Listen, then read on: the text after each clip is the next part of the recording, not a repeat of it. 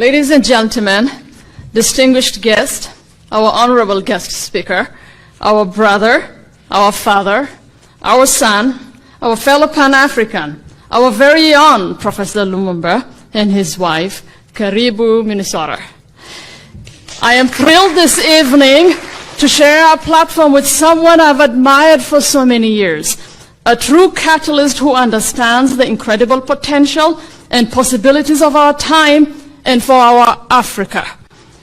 Someone who understands the multisectorial and targeted interventions dearly needed to lift us.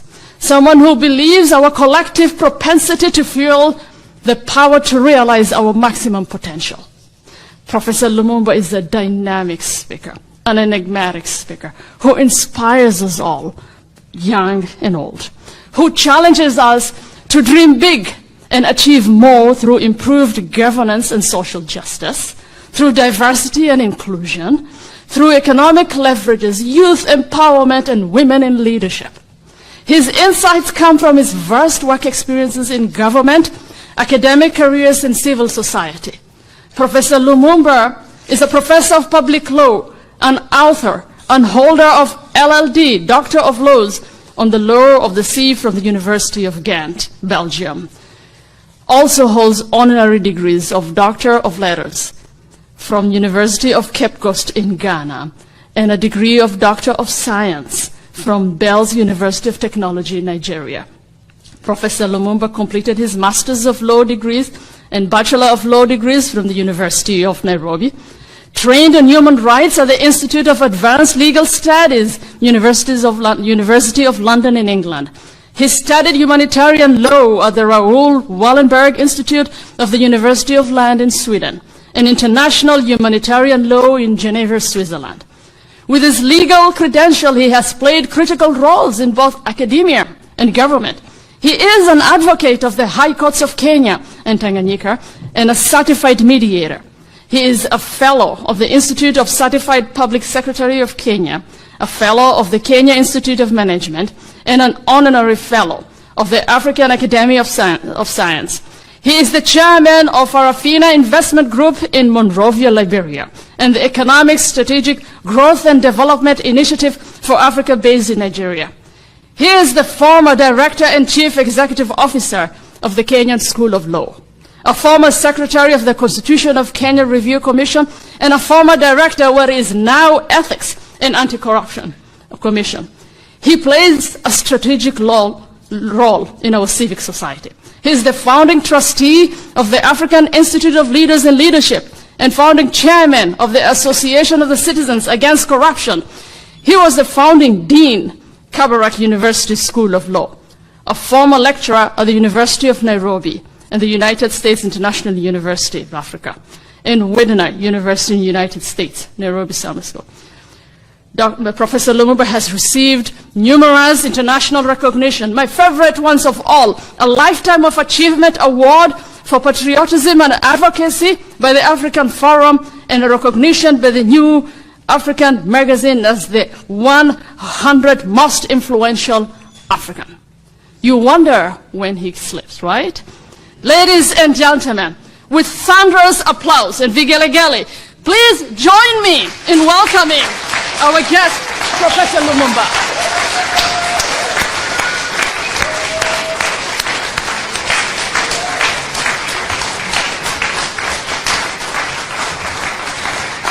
Thank you. Thank you very much. First, let me start by acknowledging the organizers of this evening's gathering. I cannot mention everybody by name, but I've had the advantage of listening to the men and women drawn from different countries across the continent of Africa who have given testimonies which speak to the residents of the mother continent in their hearts and minds.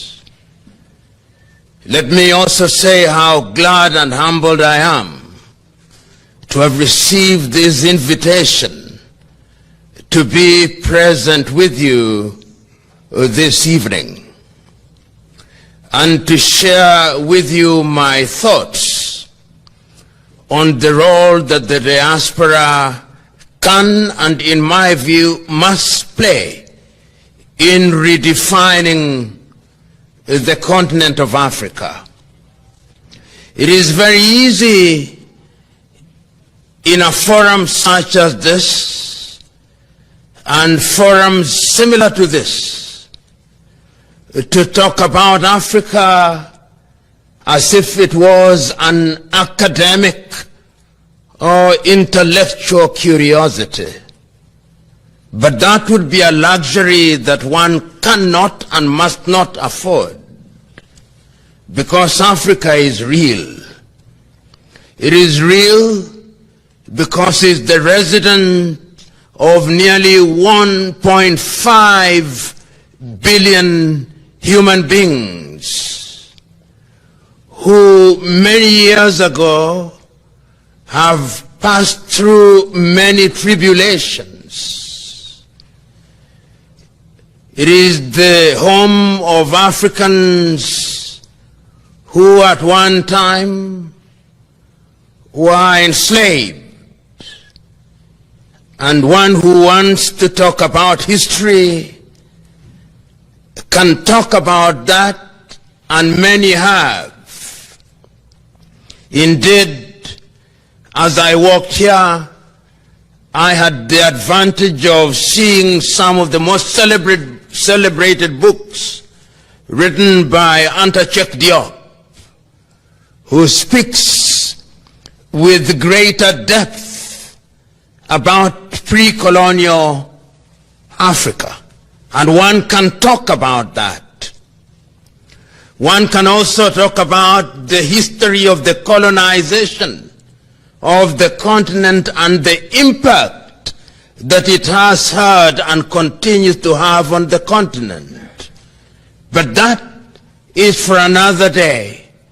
But yet there is a sense in which that colonization is what defines Africa in a fundamental way, because the project is still alive and well. When we talk about redefining Africa, it must not be lost on us that the continent continues to be divided and undermined because of that very recent history of colonization. We are the only continent in the world, as you well know, that still describes ourselves as Francophone, to mean that we speak French, so that if there was an African meeting, the Malians, the Mauritanians, the Togolese, the Beninois, the Gabonese, the Congolese, the Senegalese, the Tunisians, the Moroccans, the Chadians, the Burkinabe, and the Cote d'Ivoirians would describe themselves as Francophone. These are things that divide us and define us. And those who claim to speak English, Kenyans, Ugandans, Tanzanians, Sudanese, South Sudanese, Malawians, Zambians, Namibians, and many others, including Zimbabwe, would say that they are Anglophones. And that too defines us and divides us. When you look at the Portuguese, the Cabo Verdeans, the Guinea-Bissau, the Angolans, the Mozambicans, would define themselves as Lusophones because they claim to speak English, or rather speak Portuguese. And that defines and divides us. There is something that today is also described as Arabophone. Those who speak Arabic. If you go to Sudan, Egypt, to a certain extent Tunisia and Libya, and even Mauritania, they define themselves as such. I will not have mentioned Djibouti, I'll not have mentioned Somalia, I'll not have mentioned Ethiopia, I'll not have mentioned Comoro, Seychelles, of Madagascar. But there is a sense in which that is how we define ourselves. One can speak about that when one is talking about redefining Africa, and those of you who are in the diaspora. In a manner of speaking, the African question and African condition can be said to be one that is properly understood and well written about. Indeed, many times when I have the occasion such as this to speak about Africa, my mind normally goes back to the 23rd, 24th, and 25th days of the month of May 1963. At that time, 32 African countries had regained their independence or flag independence from their erstwhile colonizers.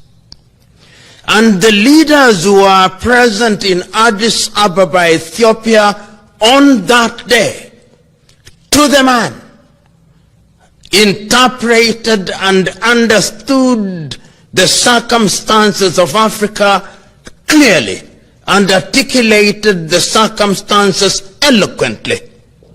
That Africa, having been humiliated, having been abused by the colonizers, had three clear enemies: disease, poverty, and ignorance. That is how clear the diagnosis of the African problem was. And it was there the collective view of the leaders of the day that the entire independence movement was going to be designed to address those issues. That because we had been abused so much, we would not allow our health care systems to collapse. That the leaders were going to work to ensure that life expectancy improved. That they were going to ensure that maternal mortality was reduced. That they were going to ensure that infant mortality was eliminated, and fundamentally that the disease burden would be reduced if not eliminated. That is how clear the diagnosis was in 1963. They were also clear that ignorance was a contributing factor, and that we had been so thoroughly under-educated or miseducated, as Carter G. Woodson had said a little earlier in 1933 of the American in his book, Miseducation of the Negro, which word you did not want to verbalize. And the most important thing was that we did appreciate that we had been miseducated, and so clear was the articulation of this.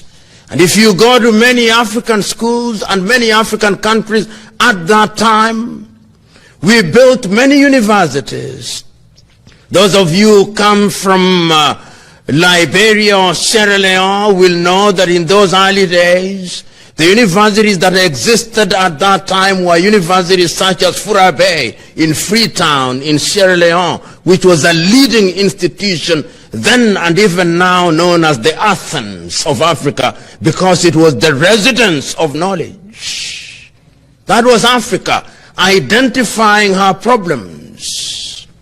We also recognized that poverty was an issue, and we assumed that having regained independence, we would deploy our intellectual resources and our other resources to ensure that our men and women would not labor under economic desperation. Ghana regained our independence slightly over 60 years ago, and today the question may be posed: has Africa conquered her identified enemies? Have the ghosts been exorcised? And if you look at Africa today, it is very easy to be depressed. It is easy to be depressed because, as I speak to you now, many African countries do not know peace. And if they know something that is a semblance of peace, it is merely a lull before some storm. Look at Africa now. Look at Ethiopia, which we thought was moving in the right direction. After the civil war in 1984, when the Derg regime had been eliminated, we thought that Ethiopia had been immunized against conflict. Today, there is a fratricidal war going on there in Tigray.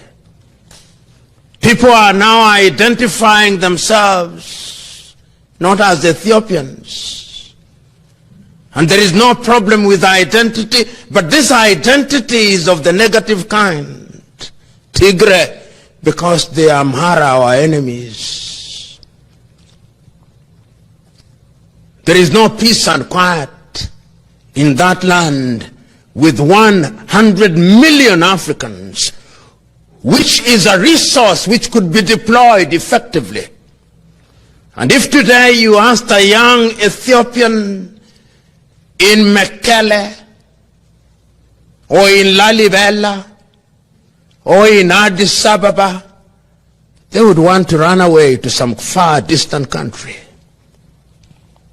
And I'm quite certain that if you went to Eritrea and you talked to some young man or woman in Asmara, they would want to run away to Dubai or to South Africa. But even in that South Africa that you want to run away to, look at what happened in the last 1 week. That country which was the beacon of hope, the home of the Cape of Good Hope, is now become the Cape of Hopelessness.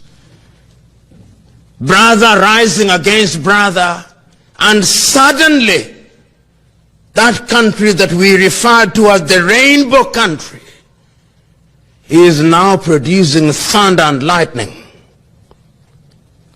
And one wonders whether the dreams of the founding fathers of that nation, Albert Lutuli, Walter Sisulu, Governor Mbeki, Nelson Rolihlahla Mandela, and Chris Hani, whether that country will remain the country that we expected it to be. That depresses one. You go down, you go up a little. Only 1 or 2 weeks ago, in the only absolute monarchy in Africa, in Eswatini, you saw what was happening in the streets of Mbambane. Africa is not at ease. And you go up north in Mozambique, that great land of Eduardo Mondlane and Samora Moises Machel. Up there in Cabo Delgado, we now have the entire population in disarray. This is Africa for you. And I'm trying to demonstrate that Africa can be depressing. And you don't stop there. Go to the eastern part of Congo. You know, about 2 months ago, the Belgians said that they were returning the only physical remain of Patrice Emery Lumumba, his tooth. Somebody once said that until they bury Patrice Emery Lumumba, Congo will know no peace. Perhaps. Go to the eastern part of Congo.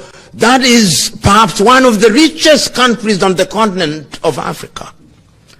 But the Congolese are happier when they are in Matonge in Brussels, in Belgium. They are running away. That is Africa for you. And if you go up north, the Central African Republic in Bangui, unrest. You go to Chad, unrest. You go to Burkina Faso, that land of Thomas Isidore Noel Sankara, unrest. Go to Mauritania, unrest. Go to Mali, unrest. Go to Cameroon. The Ambazonians are not at ease. Go to Senegal, the Casamance, they are not at ease. Go to Nigeria. That is Africa. It can be depressing. And that is how I understand why many Africans sometimes leave the motherland in order to seek fortune elsewhere. But as the Osagyefo Kwame Nkrumah said, even when you leave the mother continent resides in you. And that is why even when you are geographically separated from her, the good doctor, you must still have a medical scheme for your kith and kin several thousand miles away. That is why my good friend Lawyer Ongeri says, I cannot sit here in the comfort of Minneapolis, Minnesota. I must go back home and try to change the mother continent. You know, what you are doing is not new. Others have done it before. In the 19th century, Marcus Garvey of Jamaica tried to do the same thing. William of Trinidad tried to do the same thing. W.E.B. Du Bois tried to do the same thing. In his own unique way, Martin Luther King Jr. tried to do the same thing, not about physical migration, but about temperamental and intellectual migration so that you regain your self-esteem. Malcolm X tried to do the same thing. Stokely Carmichael, who was mentioned here, have tried to do the same thing. Louis Farrakhan tries to do the same thing. My good friend Al Sharpton tries to do the same thing. There is a sense in which that thing to make Africa work is something that we cannot abandon. And you know, throughout history, it is the men and women in different civilizations who sojourned in far distant lands that brought a breath of fresh air to their mother continents. The Osagyefo Kwame Nkrumah was here as a student in Lincoln. That is where the spirit of Pan-Africanism caught him. Nnamdi Azikiwe of Nigeria was here. And therefore, when we want and talk about redefining Africa, we must not allow what we consider to be the dark circumstances to dampen our spirit. This United States of America that many think is so great has gone through the valley of the shadow of death times without number. Is it not this United States of America that fought a war of independence? Is it not in this United States that you had a Boston Tea Party? Is it not this United States that had a civil war? Is it not this United States of America in 1963 that had a civil rights movement? Is it not this United States where George Floyd said, "I cannot breathe"? Is it not this United States? There is not a single nation on earth that does not go through trials and tribulations.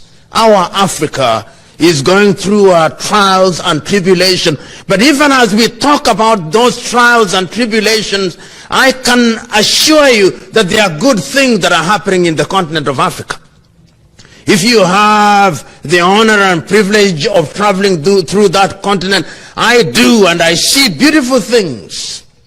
You know, in 1994, and many of you know this story, an Afro-pessimist had written an obituary about Rwanda after the genocide. Today, if you walk in the streets of Kigali in Rwanda, the streets are as clean as they are here in Minneapolis, Minnesota. And that is only 25 years. Many people may say many things about that administration, but they have demonstrated that when men and women are committed to an ideal, they are capable of changing their countries. So every time that you think that Africa is a lost cause, think about what the Rwandese did. A few years ago, many people thought that Tanzania could not function. You go to Dar es Salaam now, even if you doubt it, go to Dar es Salaam. Within 5 years of the presidency of Magufuli, you go and see the infrastructure that is there. And only 2 weeks ago, in fact, only 1 week ago, they have now ordered 32 electric engine trains from South Korea. Within 5 years, while it had been projected that Tanzania would become a middle-level economy in 2025, they achieved that 5 years ahead of time. It can be done. It can be done. You go to Namibia, in Windhoek, they may have their own problems, but you go and see that it can be done. Go to Botswana, it can be done. Go to Mauritius, it can be done. Go to Seychelles, it can be done. Go to Senegal, it can be done.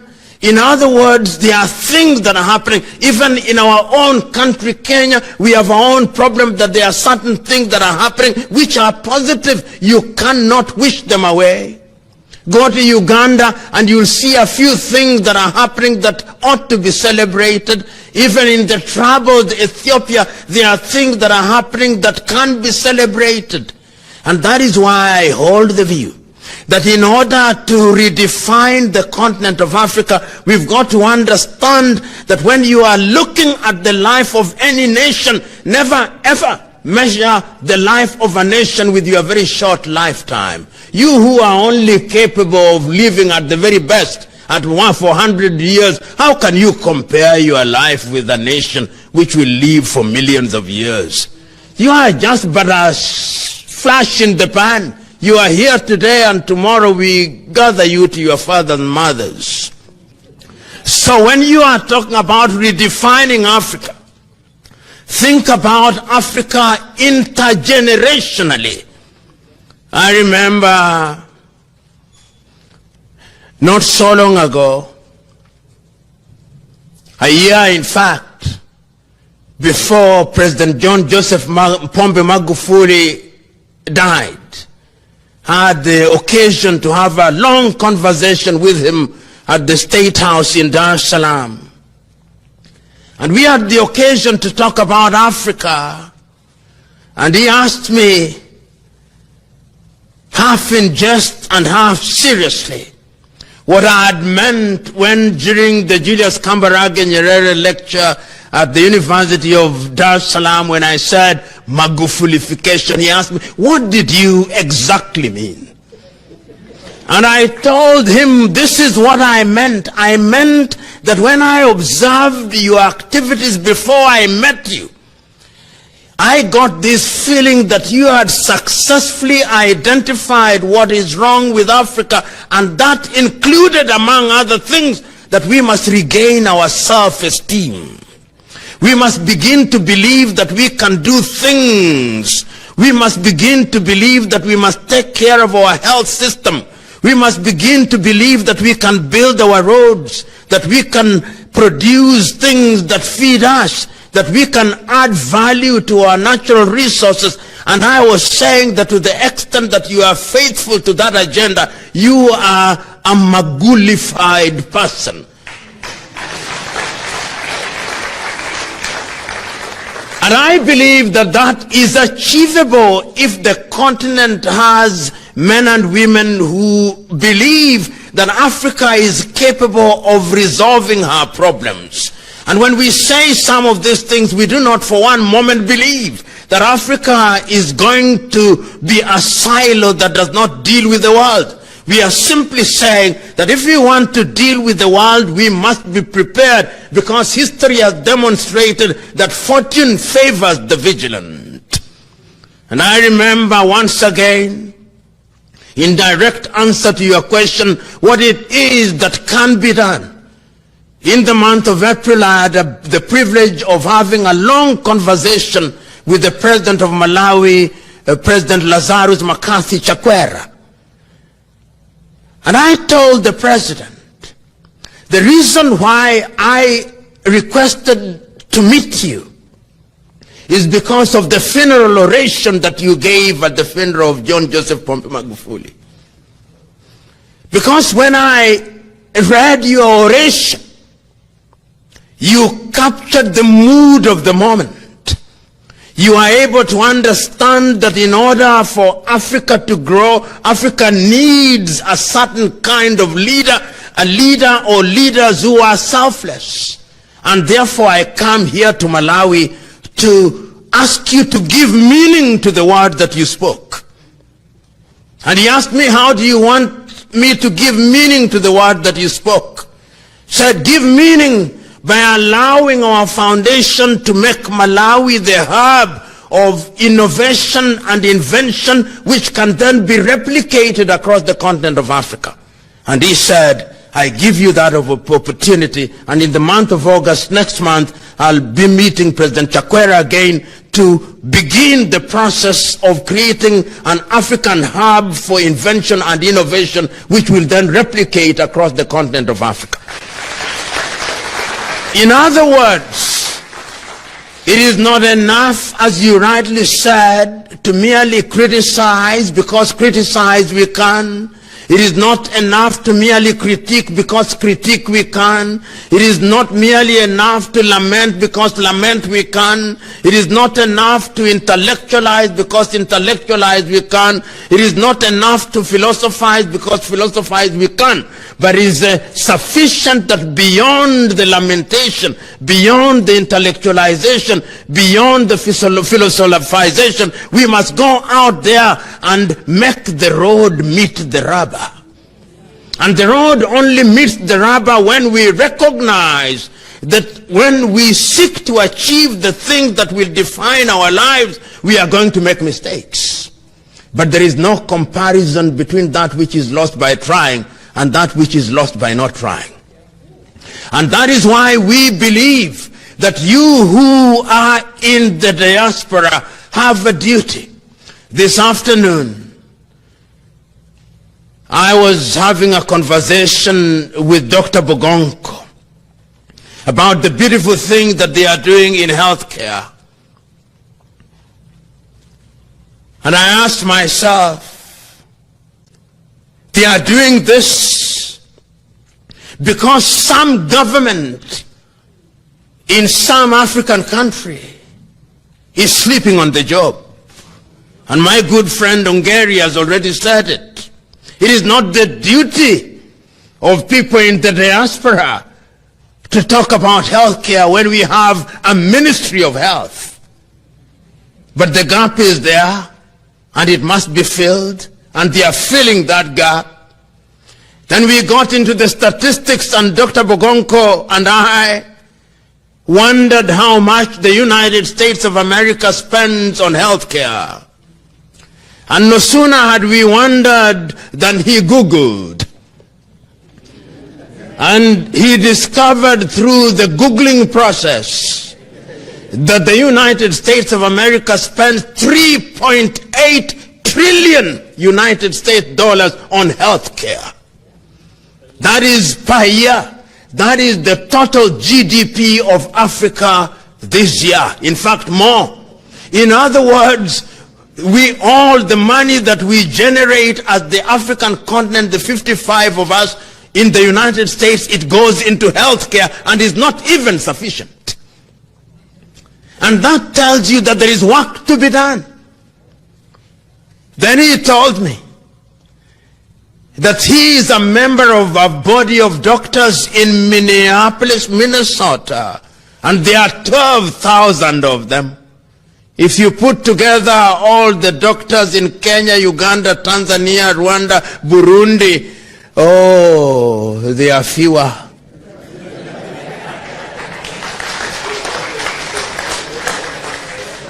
That is why we are still going to herbalists, because there are no doctors. And I'm suggesting that that is an area of intervention.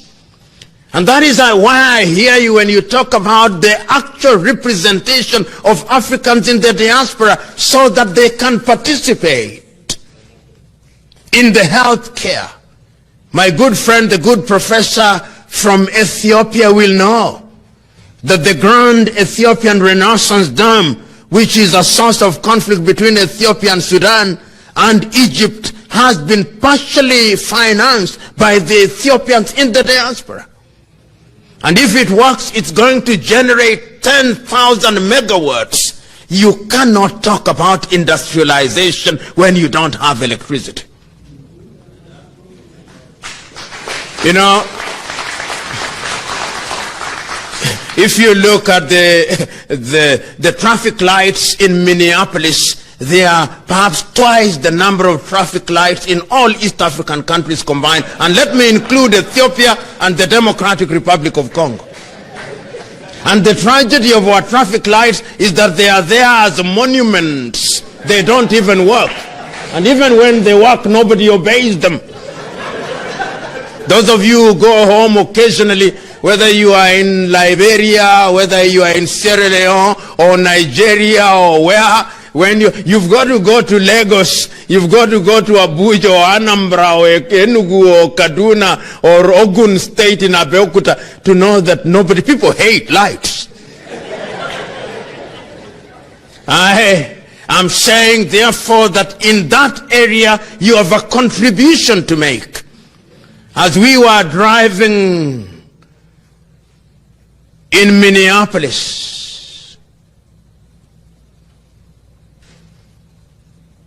I saw something that looked like a farm, and I was told it is in the middle of town, and I was told that it's spinach that they were growing, and I was told by my host that it's not dependent on rain-fed agriculture. They know what amount goes into each plant, and they produce spinach. You come to Africa, and if you come to Africa and you have had the fortune of reading the Bible or the Quran, you will have seen how they used to plant in the olden days. They take seed and throw it. And some will fall on soil, some will fall on stone. That is how we still farm in Africa. And we believe that through that method we are going to feed 1.4 billion people. That is why as I speak to you, there is food deficit in Africa. After the Tigray war, there is going to be famine. It is estimated that 4.5 million southern Sudanese are going to lack food. Indeed, as I speak to you now, the World Food Program is there. In the entire Sahelian region, there is no food. And as I speak to you now, those you know, Lake Chad are shrunk by 70%. So that we are not only talking about the absence of food, but we are also talking about the absence of potable water, which means that health burden is going to be higher. That is the Africa that you must come back to. That is the Africa that we must redefine. How can it be that a little country called Israel exports oranges to Kenya? Right now, you talked about Ethiopian coffee, you talked about Kenyan coffee, you talked about Rwandese coffee. Vietnam produces more coffee than all those countries combined. Vietnam. That is the Africa that we must redefine. I've said it before and I'm saying it again. Africa is a continent that produces what it does not consume and consumes what it does not produce. The textile industry in Africa is either dead or in comatose. Why? Because we Africans consume what Europe has rejected, what America has rejected. Those of you who have the fortune of being in the United States of America, I believe periodically you throw away your jeans.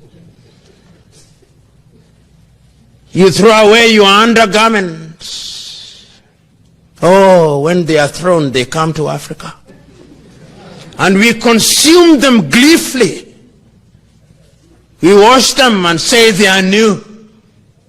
That is the Africa that you must redefine.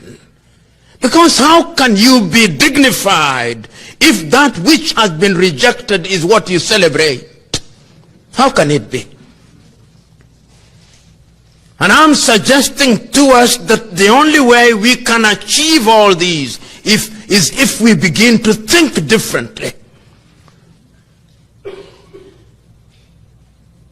You have the fortune of being in this part of the world. They have their own problems, but their lights work. If you are in my Nairobi, or in Accra in Ghana, or Abuja in Nigeria, or Monrovia, or Freetown, the light would have disappeared about 5 times since I started speaking.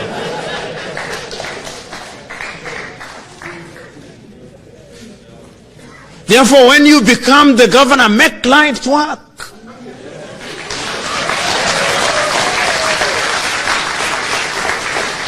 It is not magic. It can be done. The good Dr. Bogonko tells me, and I'll not say where he saw it to be a good guest, but he went into some room which was described as an ICU. Africa has the penchant of describing things to be what they are not.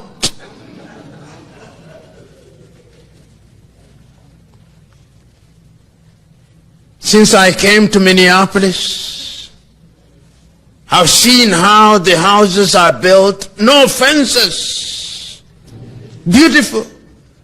If you are in any African country, there would be a 6-meter tall fence complete with broken glasses and dogs. In Nigeria, they would even have another gentleman called a gate man, whose duty is to irritate you. You have seen all these. We must change this.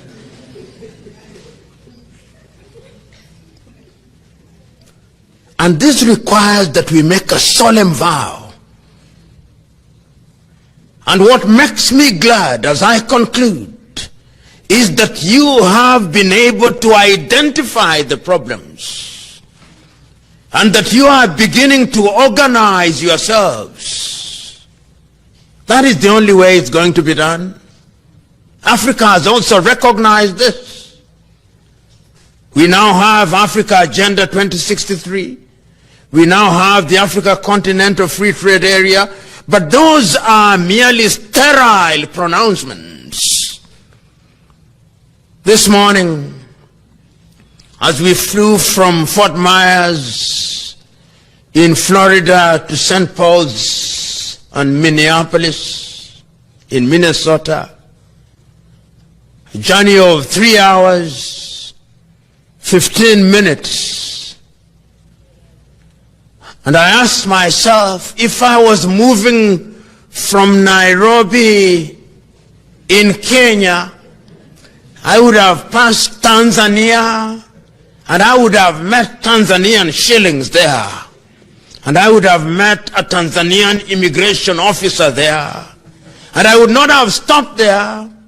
I would have gone into Zambia and met their currency called the kwacha and a set of immigration officers. And I would have not stopped there. I would have gone to Malawi in Lilongwe. And I would not have stopped there. I would have gone down to Botswana. 5 countries after 3 hours with 5 different currencies. How can you grow? You can't. These unviable little African countries can only thrive if we eliminate the tariff and non-tariff barriers. The beauty of this United States of America is that you can decide today to leave here, Minneapolis, Minnesota, and go to Des Moines in Iowa and settle there, because it's one country. And you can leave Des Moines and go up to Duluth and work there. But you try moving from Nairobi in Kenya to Bujumbura in Burundi. Work permit. This is what holds Africa down. I want to go to Mogadishu, work permit. I want to go to Hargeisa, work permit. I want to go to Ethiopia after 1 hour, 50 minutes, birr. Birr. And foreign exchange. You cannot grow. And it is you who have had the advantage of working in this part of the world that can change it. And your children, and I've had the conversation, many of your young children, when you take them home, they think that it is trial by ordeal. Because the circumstances, first of all, when you arrive in your typical African airport, it is dirt. I do not know our affinity as Africans to things that are dirty. Have you ever seen that? You get into an African airport, is this something that is untrue? You just wonder, things just don't work. And yet we know that they can work, because in a few African countries we see them working. So we must change this. So in a nutshell, I'm saying that we have the duty and the capacity to redefine Africa. But don't redefine Africa, your generation that came here. It must be intergenerational. If you do not bring in the young men and women, your children, your sons and daughters, to be wedded to this idea of Africa, Africa will become a place that they go to wonder at how their parents and grandparents lived. Yet Africa is the mother continent. And I tell young Africans, don't you wonder what has made Africa attractive all these years? Today, if you fly to Europe or fly from Europe, see the number of young Chinese between the ages of 20 and 30. And I have traveled in many African countries. I go to South Africa, I see young Chinese. And I see a Chinese restaurant. I go to Namibia, Chinese. Botswana, Chinese. Mozambique, Chinese. Zambia, Chinese. Senegal, Chinese. Ghana, Chinese.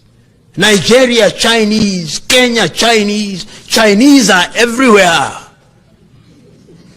Why? Because they know what they want. It is not the Chinese that we should blame, it is us. Because fortune favors those who seek.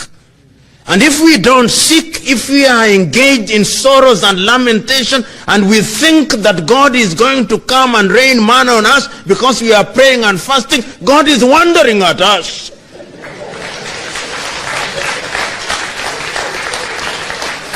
Because the divine instruction by God is you go out there and subdue the world by the sweat of thy brow. God is not in the business of magic. All the things that you can do are resident in your mind. It's the mind that is the standard of the man, as MLK Jr. said.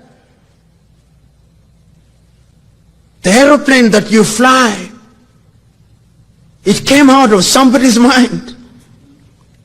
It was resident here, there, it was woken up. These microphones came out of somebody's mind. Everything is a product of human thought. So, ladies and gentlemen, I beseech you, you have come here in this land of plenty, but you have left a land of even more plenty. Don't forget that land. That land must never be forgotten. Is the land that has given birth to all civilizations. That land called Africa. All of us came from there. Whether you want science to prove it for you, all of us came from Africa. Whether you want myth to prove it to you, all of us came from Africa. Come back. When I say come back, I don't mean you've got to be physically there, no. Even this is our land. Even this one. But don't forget and never ever cut the umbilical cord. It is easier said than done. But when the chips are down, I have no doubt in my mind that 400 million Africans in the diaspora are the ones who are going to change the world. You know, you may have your problems with the state of Israel or the Jews. But until 1948, there was not a nation called Israel. There was none. 1948. In 1948, Liberia was independent. And had been independent for a long time. Ethiopia was independent and had been independent for a long time. Then in 1948, little Israel popped out in the Levant. A few years later, the economy, the GDP of Israel is larger than the entire sub-Saharan African per capita, excluding Egypt and South Africa. Why? Because even when they were in exile, they remembered that there must be a motherland. You must never forget that. You must never forget that. You must always have your true north. And Africa is not Israel. Africa is bigger than Israel. Africa is better than Israel. So, ladies and gentlemen, when you go home, reflect. Those who have been bitten by the bug of Africanhood, go out there and say like Julius Caesar, Veni, Vidi, Vicky. I came, I saw, and I conquered. Those who have chosen to be here, like Yusuf, conquer here too. And once you have conquered here, share with us. Don't take everything away. Share some with us. And I hope that many of you who are here are going to engage your various embassies. Because African embassies are also infamous for men and women who think that their diplomatic assignments is for holiday. They don't work for the people. Engage them and tell them that they have a duty to facilitate you so that you can help the motherland. I hope that that will be done, because an Africa that is redefined is an Africa that is going to be a strong participant in the world. When we say that Africa must be great, we are not saying that Africa must be great that she may conquer anybody. That is not the business of Africa. We are saying that Africa must be great so that she can participate in the affairs of the world on an equal footing with the others. And she can. If everything eluded us, let us be participants in the new revolution. The nanotechnology that we talk about, let us be partakers of it. We now have software engineers, we have doctors, we have people who are technically savvy. Come and help the continent of Africa. Come and redefine the continent of Africa. It is waiting to be redefined, and we all must participate in that grand agenda, and it will be well with us. Because if we don't define Africa, then we will be defined by others. And when you are defined by others, then you lose your humanity. And when you lose your humanities, you become a thing. And when you become a thing, you'll be abused and be humiliated. Choose you now, whether you want to be human beings or you want to be things. God bless you.